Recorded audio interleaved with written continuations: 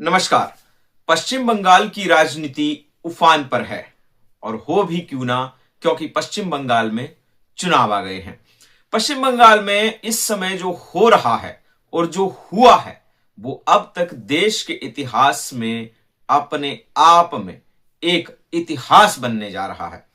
पश्चिम बंगाल में ममता बनर्जी सरकार में हैं, पश्चिम बंगाल की मुख्यमंत्री हैं।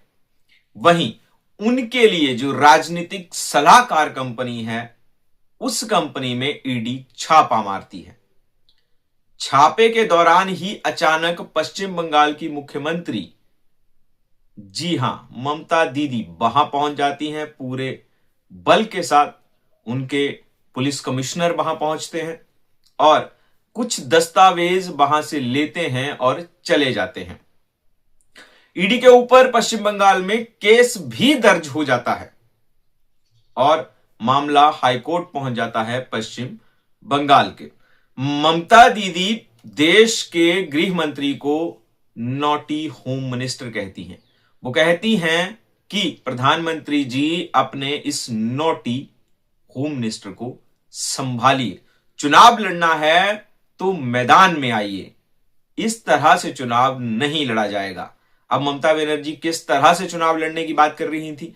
ममता बनर्जी कह रही हैं कि ईडी के माध्यम से बीजेपी उनकी पार्टी की गोपनीय जानकारियां हासिल करना चाह रही है। वो टीएमसी की पूरी जानकारियां हासिल करने के लिए ईडी का इस्तेमाल कर रही है। दूसरी तरफ ईडी का कहना है कि आईपैक, जिसे पहले प्रशांत किशोर चलाते थे, प्रशांत किशोर जिसके सर्वा सर्वा थे, अब प्रतीक जैन जिसके सर्वे सर्वा हैं, वो सारा एक मामला बता रहे हैं मनी लॉन्ड्रिंग का, और वो एक केस बता रहे हैं कि केस है और हम उसकी जांच कर रहे हैं। लेकिन ममता बनर्जी कहती हैं ऐसा नहीं है। ईडी हमारी जानकारियां चुराना चाह रही है, ईडी हमारी जानकारियां चुरा कर बीजेपी को देना चाह रही है और चुनाव में लाभ लेना चाह रही है। इस बात का यह मामला हाईकोर्ट में तो था ही वेस्ट बंगाल के, लेकिन अब यह मामला सुप्रीम कोर्ट पहुंच गया है। ईडी सुप्रीम कोर्ट जाती है। ईडी कहती है कि पश्चिम बंगाल की मुख्यमंत्री और वहां की सरकार हस्तक्षेप कर रही है केंद्रीय जांच एजेंसियों के काम में। वहीं दूसरी तरफ सरकार भी सुप्रीम कोर्ट आती है और मुख्यमंत्री साहब के वकील भी सुप्रीम कोर्ट आते हैं। एक तरफ कपिल सिब्बल वहां पे पेश होते हैं ममता बनर्जी की तरफ से, और सरकार की तरफ से अभिषेक मनु सिंघवी आते हैं उनका पक्ष रखने के लिए, और सॉलिसिटर जनरल सरकार का पक्ष रखते हैं, यानी ईडी का पक्ष रखते हैं सुप्रीम कोर्ट में। वहीं सुप्रीम कोर्ट फिलहाल जो पश्चिम बंगाल में केस रजिस्टर हुआ था ईडी पर, उसके ऊपर रोक लगा देता है। वहीं सुप्रीम कोर्ट यह भी कह रहा है कि इस तरह की सिचुएशंस भविष्य में ना आए, या फिर ऐसा ना हो तो इसकी जांच हो और 3 तारीख को इसकी सुनवाई होगी अब आगे की। लेकिन कुछ सवाल यहां पर उपज जाते हैं कि क्या ममता बनर्जी ने अब आर पार की लड़ाई करने का मन बना लिया है? क्या ममता बनर्जी अब आर पार की लड़ाई लड़ेंगी भारतीय जनता पार्टी की केंद्र सरकार के साथ? क्या वो होम मिनिस्टर को अब सीधे सीधे निशाने पर ले रही हैं? वहीं दूसरी तरफ आप बीजेपी के भी बयान देखते होंगे तो बीजेपी भी लगातार ममता बनर्जी को अपने टारगेट पर रखते, और दूसरी तरफ बीजेपी भी, क्षमा कीजिए, ममता बनर्जी भी अपने टारगेट पर रखती हैं गृह मंत्री को, प्रधानमंत्री को, भारतीय जनता पार्टी को।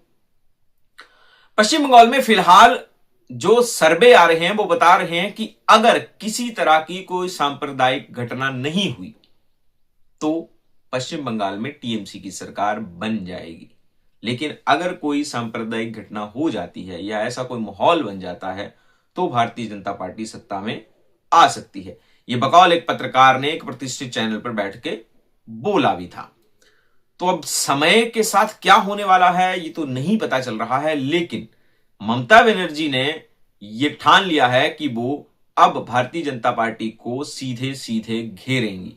और जिस तरह से उन्होंने माइक पकड़कर जब दफ्तर के बाहर निकली, ईडी भी वहीं थी, और लगातार माइक पकड़कर भारतीय जनता पार्टी पर हमला बोला, कहा कि होम मिनिस्टर ईडी को भेजकर हमारी गोपनीय जानकारियां चुराना चाह रहे हैं। एक सवाल यहां और उपजता है कि क्या ऐसा क्यों है? कि जिस राज्य में चुनाव होते हैं उसी राज्य में ईडी के छापे बढ़ जाते हैं। यह सवाल है एक तरह से। जब दिल्ली में चुनाव थे तो ईडी के छापे दिल्ली में थे, उसके बाद ईडी के छापे अब पश्चिम बंगाल में हैं। इसी तरह अलग अलग राज्यों में होता है जहां पर भारतीय जनता पार्टी की सरकार नहीं होती है। यह सवाल गंभीर भी है, लेकिन राजनीतिक परिप्रेक्ष्य में देखें तो राजनीति अब शुरू हो गई है, क्योंकि पश्चिम बंगाल के चुनावों में अब ज्यादा वक्त नहीं बचा है। लेकिन ममता इस बात को लेकर बिल्कुल सीरियस है, ममता दीदी, कि वो समझती हैं कि भारतीय जनता पार्टी किस तरह से काम करती है। लेकिन एक सवाल और भी है कि और भी कई कंपनियां हैं जो पीआर मैनेजमेंट का काम करती हैं, भारतीय जनता पार्टी के लिए भी पीआर मैनेजमेंट का काम करती हैं। कल को ऐसी कंपनियों के ऑफिस पे, मान लो किसी राज्य में सरकार है, मान लो पंजाब में आपकी सरकार है और आप भारतीय जनता पार्टी के ऑफिस में रेड करना शुरू कर दे पंजाब सरकार, एक तरह से ये भी फिर प्रश्न हो जाएंगे कि इस तरह से तो फिर होगा, क्योंकि केंद्रीय जांच एजेंसियां जब जांच करने जाएंगी तो जो वहां की सरकारें होंगी वो हस्तक्षेप करना शुरू कर देंगी। तो इस तरह से तो केंद्रीय जांच एजेंसियां जांच नहीं कर पाएंगी। सुप्रीम कोर्ट का कहना है कि केंद्रीय जांच एजेंसियों के लिए तो फिर ये तो एक पैटर्न सेट हो जाएगा। तो इसी को लेकर वहीं दूसरी तरफ अभिषेक मनु सिंघवी ने कहा कि यह मामला ऑलरेडी हाईकोर्ट में है और ईडी को हाईकोर्ट नहीं, सुप्रीम कोर्ट नहीं आना चाहिए था, वहीं पे अपनी बात रखनी चाहिए थी। लेकिन ऐसा नहीं हुआ, ईडी सुप्रीम कोर्ट पहुंच गई, क्योंकि ईडी पर भी एफआईआर दर्ज कर दी थी पश्चिम बंगाल पुलिस ने, पश्चिम बंगाल सरकार ने। तो वो भी ईडी को कहीं ना कहीं डर सता रहा था। अब कौन गलत है कौन सही है ये तो जांच के विषय है और जांच में क्या निकलता है अब तक हमें नहीं पता। लेकिन अगर एक केस है तो उस केस की जांच होनी चाहिए। लेकिन अगर ये राजनीतिक मंशा से है तो उसका क्या हल है, ये जनता समझे, जनता को ज्यादा पता होगा। क्या जनता सब कुछ समझ रही है? क्या जनता को सब कुछ पता है? लेकिन हो क्या रहा है कि जिस प्रदेश में चुनाव आते हैं उस प्रदेश में ईडी एक्टिव हो जाती है।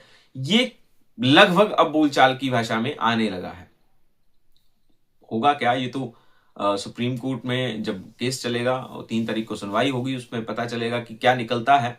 लेकिन क्या ममता सरकार सीधे सीधे टक्कर लेने जा रही है ईडी से?